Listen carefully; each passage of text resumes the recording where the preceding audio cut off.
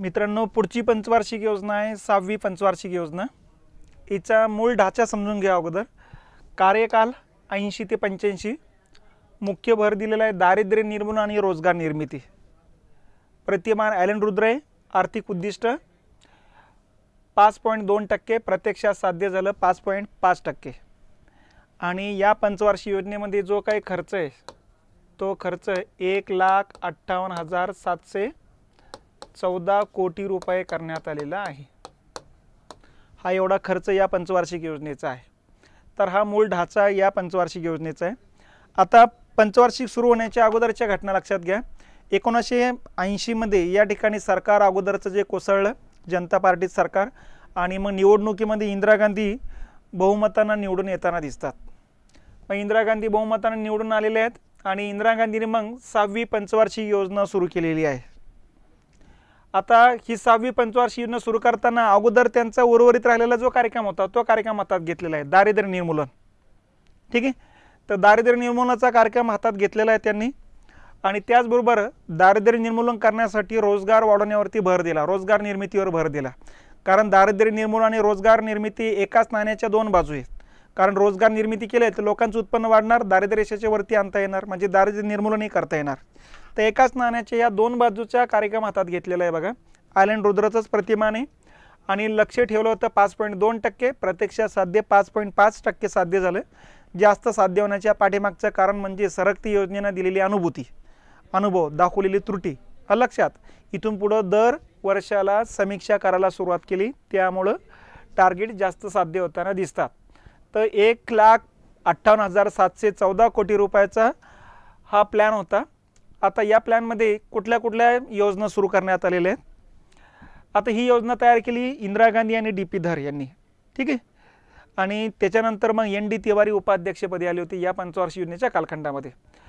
मग आता या पंचवार्षिक योजनेमध्ये या ठिकाणी बघितलं तर 1980ला 6 बँकांच्या राष्ट्रीयकरणाचा धोरणात्मक निर्णय झाला 15 एप्रिलला 1980ला। इंदिरा गांधींच्या लक्षात आलं की राष्ट्रीयकरण केल्यानंतर बँकांचं वरती आपलं नियंत्रण प्रस्थापित होते, म्हणून त्यांनी मग या ठिकाणी धोरण राबवलं की 200 कोटीपेक्षा अधिक ठेवी असलेल्या ज्या बँका आहेत त्या बँकांचं राष्ट्रीयकरण करण्यात येईल। अशा बँकांची संख्या होती 6। मग 6 बँकांचं राष्ट्रीयकरण या ठिकाणी करण्यात आलेले आहे। ठीक आहे, 80लाच एकात्मिक ग्रामीण विकास कार्यक्रम देशव्यापी सुरू करण्यात आला। हा कार्यक्रम 78ला अगोदरच्या जनता पार्टीने सुरू केलेला आहे, पण प्रायोगिक तत्वावर होता अगोदर 30-40 जिल्ह्याकरता। आता पूर्ण भारतभरात लागू करण्यात आलेलं आहे, करण्याचे चित्र अनुकूल आलं होतं। तर अशा पद्धतीने 80चा कार्यक्रम आहे। 80लाच राष्ट्रीय ग्रामीण रोजगार कार्यक्रम NREP, national rural employment programme म्हणतात त्याला। तर हा ग्रामीण भागामध्ये रोजगार निर्मितीवरती भर देणारी योजना म्हणतो आपण। तर 80ला सुरू करण्यात आलेली। 80लाच या ठिकाणी संजय गांधींच्या नावानं 2 योजना सुरू करण्यात आल्या, संजय गांधी स्वावलंबन आणि संजय गांधी निराधार योजना। संजय गांधींचं 79 मध्ये विमान अपघातामध्ये मृत्यू होतोय, निधन होतंय, आणि त्यांच्यानंतर मग त्यांच्या नावानं ह्या 2 योजना सुरू करण्यात आलेल्या आहेत। स्वावलंबन योजना शहरी भागातल्या लोकांसाठी, निराधार वृद्धांसाठीची योजना होती। त्याच्यानंतर 1982ला महिला बाल विकास कार्यक्रम सुरू करण्यात आला, शॉर्टकट त्याला डवाक्रा म्हणतात, development of women and children in rural areas या नावाचा हा कार्यक्रम सुरू करण्यात आलेला आहे बघा। तर 82चा आहे हा कार्यक्रम, आज पण चालू आहे। एकात्मिक बाल विकास कार्यक्रम सुद्धा या ठिकाणी अगोदरचा चालू आहे। त्याचबरोबर आता महिला आणि बाल विकासाचा कार्यक्रम सुद्धा हाती घेण्यात आलेला आहे। त्याच्यानंतर 82ला 1 जानेवारीला एक्झिम बँकेची स्थापना करण्यात आलेली, एक्सपोर्ट इम्पोर्ट बँक, आयात निर्यात बँक, म्हणजे आपला व्यापार वाढावा, निर्यात वाढावी आणि व्यापारामधून या ठिकाणी देवाणघेवाण वाढावी याकरता व्यापाऱ्यांना परकीय चलन उपलब्ध करून देणारी बँक म्हणजे एक्झिम बँक आहे। आता ही विनिमय क्षेत्रातली सर्वोच्च शिखर बँक आहे, हेही लक्षात घेतले पाहिजेत। त्याच्यानंतर शिवरामन समितीच्या शिफारशीनुसार नाबार्डची पण स्थापना करण्यात आली। ठीक आहे, ग्रामीण व कृषी क्षेत्रातील सर्वोच्च शिखर बँक म्हणजे ही नाबार्ड बँक येत असते।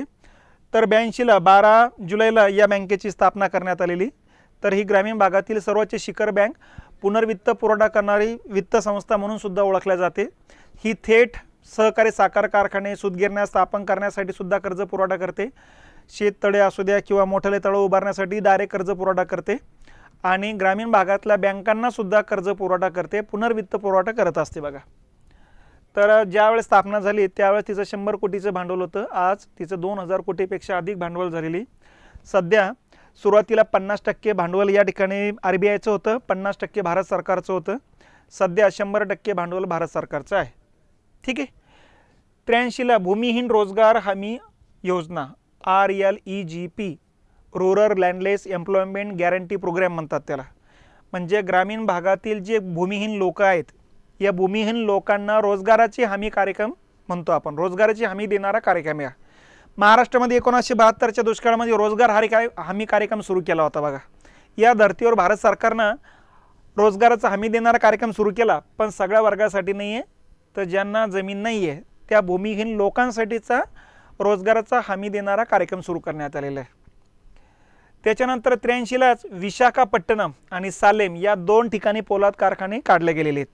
मग आता परत बघा, पहिल्या पंचवार्षिक योजनेमध्ये आवडीला पोलाद कारखाने निघाला, दुसऱ्या पंचवार्षिक योजनेमध्ये भिलाई, रूरकेला आणि दुर्गापूर या ठिकाणी पोलाद कारखाने निघाले, तिसऱ्या पंचवार्षिक योजनेमध्ये रांचीला पोलाद कारखाना निघाला, चौथ्या पंचवार्षिक योजनेमध्ये बोकारो आणि विजयनगरला पोलाद कारखाना निघाला, आणि या 6व्या पंचवार्षिक योजनेमध्ये विशाखापट्टणम आंध्र प्रदेशमध्ये आणि बोकारो झारखंडमध्ये पोलाद कारखाने, आपलं सालेम तामिळनाडूमध्ये पोलाद कारखाने निघालेले आहेत.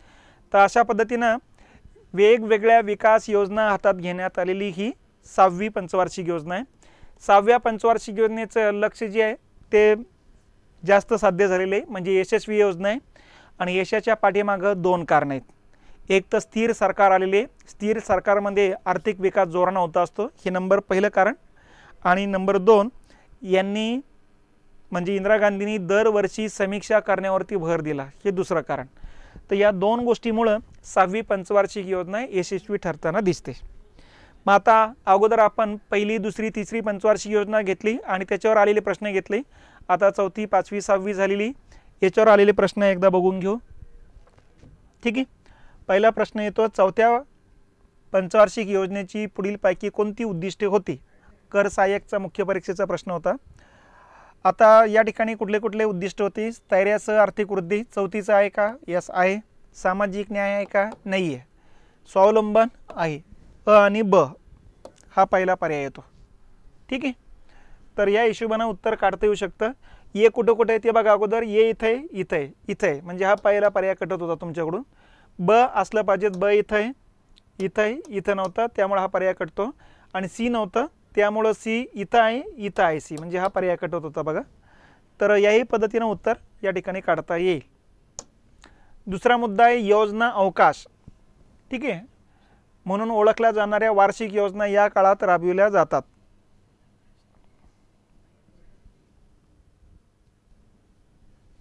ठीक आहे. आता या ठिकाणी एक लक्षात घेतलं पाहिजे,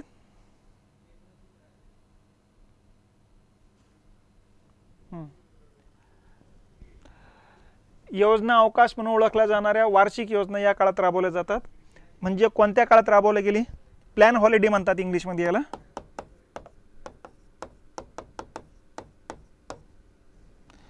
तर 66 ते 69 तिसऱ्या आणि चौथ्या पंचवार्षिक योजनेच्या कालखंडामध्ये आपण या ठिकाणी पंचवार्षिक योजनांना सुट्टी दिलेली, पंचवार्षिक योजना राबवलेली नाही, म्हणून याला या कालखंडाला म्हणायचं योजना अवकाशाचा कालखंड. गरिबी हटाव ची घोषणा म्हणता येते कोणत्या पंचवार्षिक योजनेत देण्यात आली? तर 4थी. 71ला घोषणा देण्यात आलेली, पण प्रत्यक्ष गरिबी हटावची अंमलबजावणी झाली 5व्या पंचवार्षिक योजना. या ठिकाणी हे 2 मुद्दे लक्षात ठेवा. घोषणा विचारली 4थी, अंमलबजावणी विचारली 5वी. तर इथं घोषणा विचारलेली आहे, तर याचा अर्थ उत्तर आहे 4थी. त्याच्यानंतर 5व्या पंचवार्षिक योजनेचा अंतिम मसुदा कोणी तयार केला? तर आता 5व्या पंचवार्षिक योजनेचा मसुदा तयार केला DP धर, हे उपाध्यक्ष होते आणि इंदिरा गांधी अध्यक्ष होते. 5व्या पंचवार्षिक योजनेचा आहे तो कालखंड, तर तो तसा लक्षात घ्यावा लागेल बघा. आता अशोक मेहता जर बघितले तर अशोक मेहता 3ऱ्या पंचवार्षिक योजनेच्या कालखंडात होते. मोहन धारिया बघितले तर 1989-90च्या कालखंडात उपाध्यक्ष होते. सुब्रमण्यम वगैरे उपाध्यक्ष राहिलेले नाही आहे. तर DP धर या ठिकाणी उत्तर येते. खालीलपैकी कोणता घटक 66 ते 69 दरम्यान भारतातील आर्थिक नियोजन खंडित होण्यास जबाबदार होता? म्हणजे पंचवार्षिक योजना या कालखंडात का राबवल्या गेल्या नाही? मग याचं कारण काय? कारण भारत पाकिस्तान युद्ध होतं का, भारत चीन युद्ध होतं का, नाही, कारण हे युद्ध तर 1962लाच झालेलं आहे. आपलं 66 ते 69चा कालखंड आहे. भारत पाकिस्तान युद्ध होतं का, नाही, कारण हे पण 1965ला झालेले. आर्थिक मंदी आली होती का, तर नाही, मंदी भारतात येण्याची शक्यता कमी आहे, कारण आपल्याकडे पब्लिक जास्त आहे, वस्तू तशाच पडण्याची शक्यताच कमी. राजकीय अस्थिरता होती का, होती. आपण बघितलं होते ना, ताशकंद करार झाला, त्याच्यानंतर काँग्रेसमध्ये 2 गट तयार झाले, सिंडिकेट इंडिकेट. एका गटाचं नेतृत्व इंदिरा गांधींनी केलं, तर एका गटाचे नेतृत्व मोरारजी देसाईंनी केले. आणि त्यामुळं इंदिरा गांधी काठावरचं बहुमत घेऊन सरकारमध्ये आल्यात, पण कधी खासदार तिकडं पलटी घेतील का गॅरंटी घेता येत नव्हती. तर राजकीय अस्थिरता होती आणि दुष्काळ चालू होता, आर्थिक अस्थिरता होती. या दोन्हीचा परिणाम या कालखंडामध्ये आर्थिक नियोजनाला सुट्टी देण्यात आली होती. तर हे कारण त्या ठिकाणी इथं हेच कारण या ठिकाणी लागू होतं. त्याच्यानंतर भारतात कोणत्या पंचवार्षिक योजनेत हरित क्रांती घडून आली. आता हरित क्रांतीला सुरुवात होते 3ऱ्या पंचवार्षिक योजनेत सुरुवात होते, परंतु ही घडून आली म्हणतात. मग आता ही घडून आली या ठिकाणी 4थ्या पंचवार्षिक योजनेमध्ये. कारण 3ऱ्या पंचवार्षिक योजनेमध्ये 65ला सुरुवात होते, पण त्याच वेळेस दुष्काळाला सुरुवात होते. त्यामुळे हरित क्रांतीचं चित्र काही लवकर दिसलंच नाही. मग 67-68 नंतर हरित क्रांतीचं चित्र दिसायला सुरुवात झाले आणि मग त्याच्यानंतर सुरू होते 4थी पंचवार्षिक योजना. तर याचं उत्तर येतं 4थी पंचवार्षिक योजना. त्याच्यानंतर 4थी पंचवार्षिक योजना कोणत्या साली सुरू झाली. मग आता 4थ्या पंचवार्षिक योजनेचा कालखंड 66 ते 69चा कालखंड आर्थिक नियोजनाचा सुट्टीचा कालखंड आहे. आणि 69ला मग 1 एप्रिल 1969ला 4थ्या पंचवार्षिक योजनेची सुरुवात होती. तर 4थी 69 ते 74, 5वी 74 ते 78, ठीक आहे. आणि 6वी 80 ते 85. अशा प्रकारचा कालावधी या ठिकाणी लक्षात घ्यायचा, ठीक आहे. तर अशी ही 6वी पंचवार्षिक योजना आपण बघितलेली आणि त्याच्यावरती आलेले जे प्रश्न आहे 4थी 5वी आणि 6वीचे तेही घेतलेले आहेत.